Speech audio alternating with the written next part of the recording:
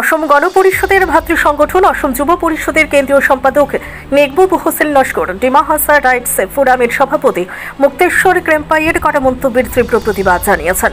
তিনি বলেন, 1961 সালের ভাষা আন্দোলনের 11 জন ভাষা শহীদের প্রতি ক্রেম্পাইয়ের কটু মন্তব্য অসম এবং বরাক উপত্যকার জনগণের অনুভূতিতে আঘাত এনেছে। মেঘবুব হোসেন লস্কর এক প্রেস বিবৃতিতে জানান, এমন মন্তব্য বরাক উপত্যকার শান্তি সম্প্রীতির পরিবেশকে অশান্ত করে তুলতে পারে। তিনি প্রশাসনের কাছে আবেদন জানান, বিষয়টি গুরুত্ব সহকারে বিবেচনা করে আইনের আওতায় এনে অপরাধীর বিরুদ্ধে উপযুক্ত ব্যবস্থা গ্রহণ করা হোক।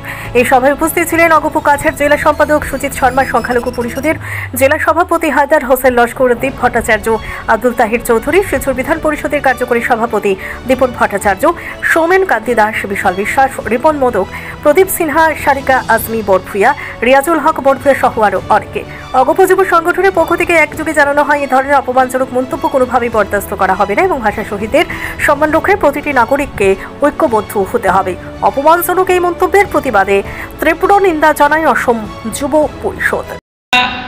রাইটার ফ্রন্টসের সভাপতি মুক্তেশ্বর ক্রেম্পাই ভাষা শহীদদের উপর এই মন্তব্যের তীব্র ভাষায় নিন্দা ও ধিক্কার জানাই অসম গণপরিষদ কাছাড় জেলা কমিটির পক্ষ থেকে। উনার এইরকম মন্তব্যে বরাক উপত্যকায় শান্তি সম্প্রীতি নষ্ট হয়। শান্তি সম্প্রীতি নষ্ট না হয় তার জন্য আমরা পুলিশ প্রশাসন অথবা জেলা প্রশাসনের কাছে অনুরোধ করছি যে ওনাকে আইনের আওতায় এনে উপযুক্ত শাস্তি প্রদান করার জন্য। ধন্যবাদ।